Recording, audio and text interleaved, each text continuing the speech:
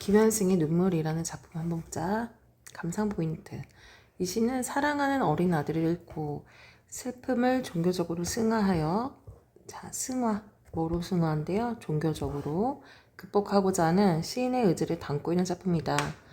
자식을 잃은 상황임에도 불구하고 감정의 절제를 통해 화자의 정서를 드러내고 있다. 감정의 절제를 통해 화자의 정서를 드러내고 있다. 어떤 정서죠? 네, 슬픈 정서인데요. 이 슬픈 슬픈 마음이 막 겉으로 드러나는 게 아니라 어떻게 하고 있죠? 네, 종교적으로 뭐 하고 있는 거야? 승화. 승화라는 게 뭐죠?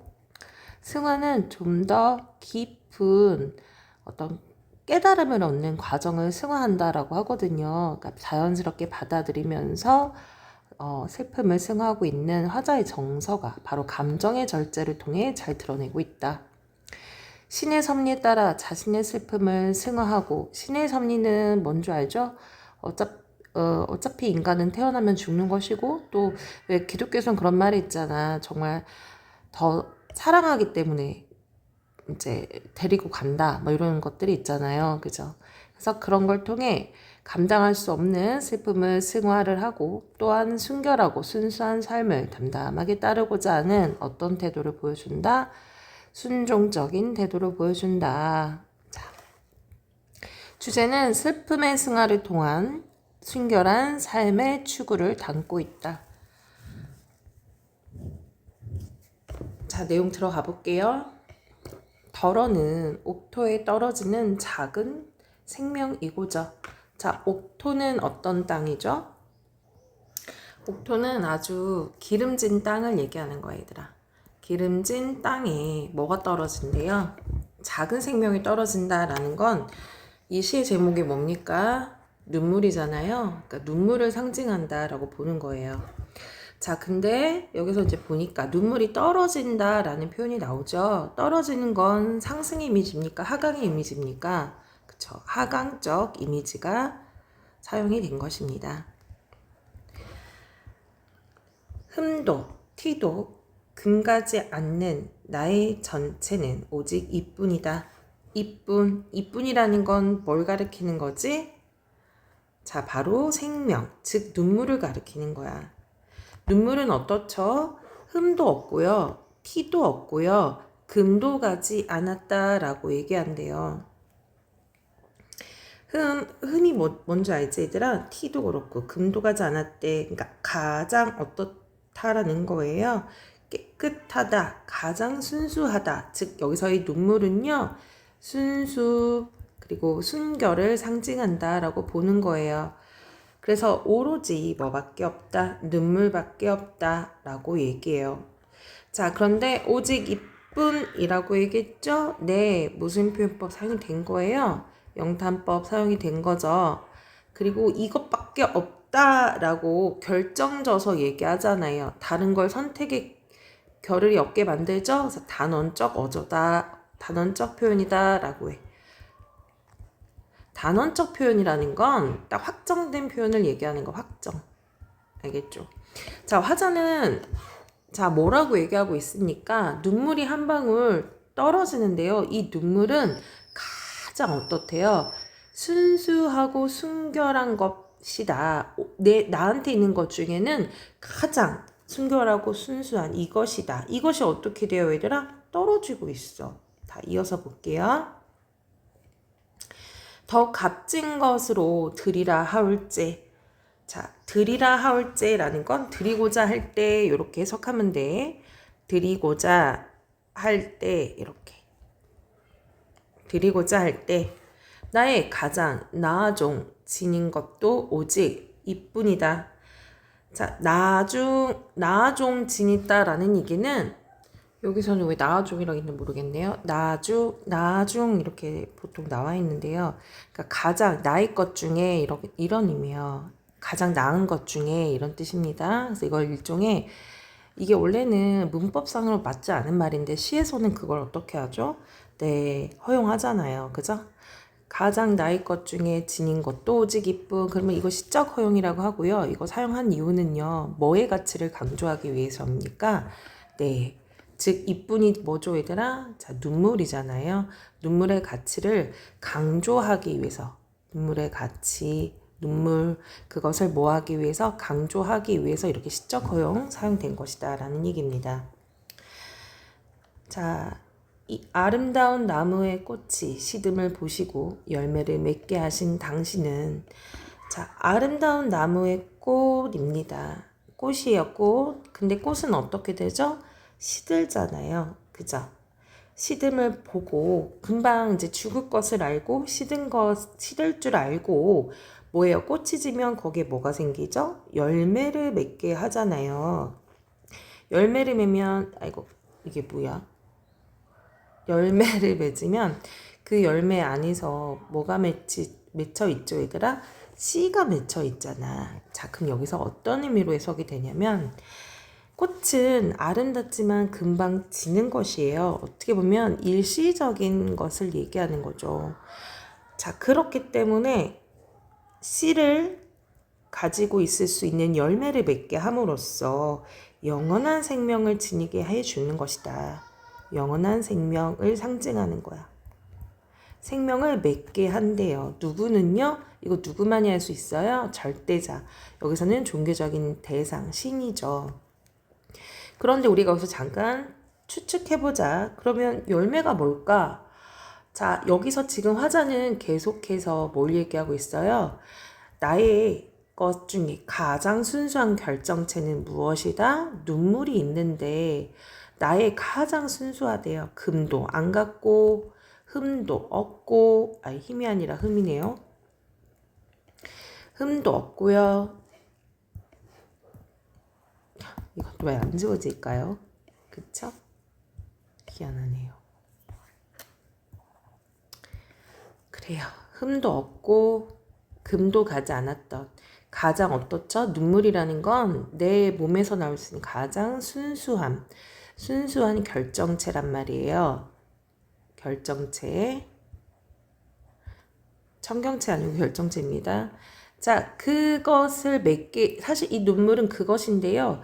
자, 뭐랑 여기서 같은 의미로 사용해 드리면 바로 열매가 뭐가 되는 거예요? 눈물이 된다라는 얘기예요. 자, 열매를 맺게 한다라는 건 나에게 이 가장 순수하고 고귀한 눈물을 맺게 해주신대요.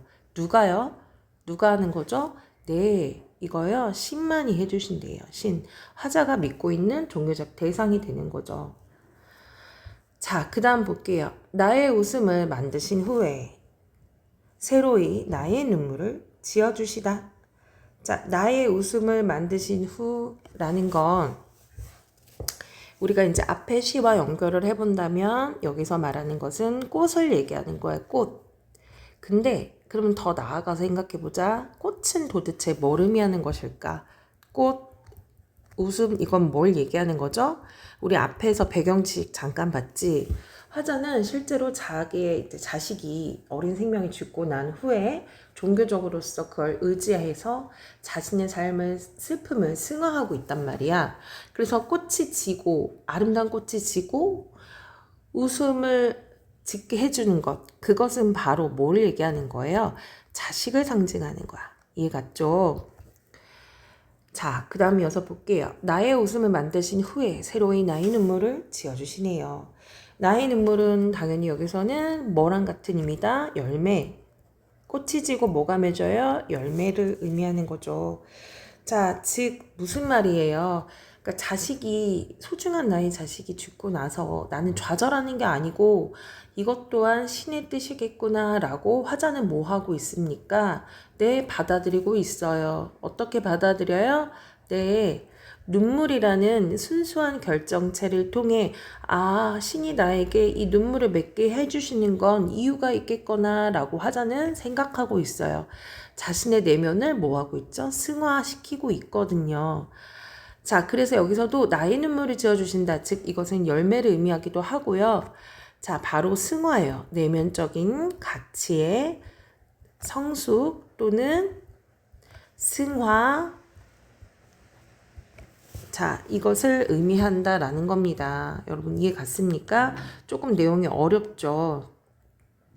자, 그럼 일단 잠깐 여기 우리 반복되는 표현들 있거든요. 오직 이뿐이라는 표현, 오직 이뿐 이렇게. 자, 이렇게 반복을 함으로써 뭘 나타내고 싶었던 거예요? 네, 의미를 강조하고 싶었어요. 뭐의 의미죠? 자, 눈물이 갖는 의미를 강조하고 싶은 거죠. 가장 순수하고 소중하고 순결한 것. 그거를 강조하기 위해서 어떻게 했죠? 반복이 사용이 되어 있다라는 얘기입니다. 이해갔죠? 자, 그리고 여러분이 또 보셔야 될 게 뭐냐면, 자, 화자는 어떻게 받아들이고 있냐면, 얘들아, 자식의 죽음은 이것을 좌절하는 게 아니라, 어때요? 아주 담담하게, 그리고 어떻게 승화를 시키면서 자신의 이런 슬픈 감정, 슬픈 감정을 어떻게 했다? 자, 그렇죠. 담담히, 그리고 억양되지 않게 슬픔의 감정을 이렇게 절제하면서 나타내고 있더라. 그렇게 우리가 그런 걸 통해 화자의 내면의 성숙을 이해할 수 있더라라는 얘기입니다. 이거 이해해 주시고요. 자, 그런데 여기 잠깐 본다면 표현상의 특징이 또 있는데요. 불안정한 종교를 사용을 하고 있다라는 얘기예요. 어디 볼까요? 여기도 보니까 열매를 맺게 하신 당신은 이라는 표현들. 자, 드리올라 하울제 뭐 이런 표현들을 보면은 불안정한 종교를 의미를 사용하고 있어요. 이걸 통해 나타내는 건 무엇이다? 네, 시적 여운을 나타내고 있다라는 거죠. 그리고 또 여기 보면 얘들아, 여기 또 도치를 사용하고 있는데요. 자, 예를 들어서 오직 나의 전체는 오직 이뿐. 이것은 나의 전체다라고 얘기할 수도 있는데 어때요? 순서 바뀌었죠. 그쵸? 여기도 마찬가지야. 1번, 2번. 여기도 마찬가지예요. 자, 어때요? 1번, 2번인데 당신은 열매를 맺게 해주신다라고 해야 되는데 이렇게 해서 어순을 도치시켰어요. 그래서 이 시에서는 도치로 사용이 되어 있다. 그 도치법의 효과는 뭐죠? 네, 강조야, 강조. 순수한 어떤 눈물의 강조다 라는 의미를 이해하시면 됩니다. 자, 그러면 뒤 내용 한번 이어서 볼게요. 자, 이 시는요, 눈물의 의미가 되게 중요해요. 눈물은요, 일단 슬픔이기도 하고요. 그리고 화자가 스스로 말을 했죠? 가장 순수하고 가장 소중하다. 절대적인 가치가 있다. 그리고 10의 섭리를 깨닫게 된다. 신이요, 나에게요, 눈물을 맺게 해줬잖아요. 눈물. 그쵸? 열매를 맺게 해주듯이요. 그래서 깨닫게 하는 대상이 된다. 19의 박. 나의 전체에 나의 가장 나중에 지닌 것이라는 건 순수한 절대적인 가치를 있는 존재다라는 걸 얘기하고 싶고요.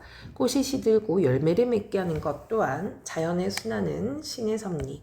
옥토에 떨어지는 작은 생명, 눈물 얘기하는 거죠. 슬픔을 극복하고자 하는 화자의 태도를 볼 수가 있다. 자, 그 밖에 자식을 잃고 슬픔을 노래한 시가 있는데 정지용의 유리창하고 김광균의 은수저라는 시 있는데요. 여러분이 한번 보면 여기서는요. 그래요. 일단 넘어가겠습니다. 자, 근데 여기서 우리가 시의 어조 한번 잠깐 볼게요. 어조는 그 시에서 화자가 말하는 목소리인데 우리가 사실 들리지는 않잖아요. 근데요, 이 어조를 느끼게끔 할 수 있어요. 어떻게 할 수 있죠? 거기서 사용되는 어휘나 또는 종결어미, 어떻게 끝을 맺는 거를 통해 우리는 이 시의 어조를 또 이해할 수 있어요. 그래서 또한 말줄임표를 사용하여 화자의 정서적 요원도 알려줄 수 있고요. 그리고 화자의 의지를 볼 수 있는데요. 오직, 더욱 이런 부사를 통해 화자의 간절한 태도를 볼 수가 있다라는 거야. 그럼 우리 잠깐 다시 그 시 내용으로 들어가 볼게요. 자, 그러면 여기서 보면 화자의 어조를 잠깐 보면 여기 말줄임표 사용이 되어 있지요. 그래서 감정의 절제를 잘 드러내고 있다. 감정의 절제를, 슬픔이라는 감정의 절제를 보여주고 있다라는 얘기입니다. 그리고 여기 또 보면 얘들아, 보시고 드리라 하울제 이런 표현들 있잖아요. 이거는 우리가 일반적으로 쓰는 표현들은 아니잖아요. 지어주시다. 이게 지금 대상이 누구죠? 네, 당신이라는 대상은 종교, 즉 신이잖아요. 신에게 말을 하는 거니까 어떤 어조가 사용이 된 거다. 자, 경어체가 사용이 되었다. 높임의 표현이죠? 네, 경어체 사용이 되었다. 경어체라는 건 그쵸? 대상을 높인 거야. 높임. 그래서 여기 시의 어조는 감정을 절제하는 어조가 사용이 되었고 경어체가 사용이 되었다라는 얘기입니다. 자, 그럼 내용 이렇게 정리하시고 그 다음 영상 이어서 듣자.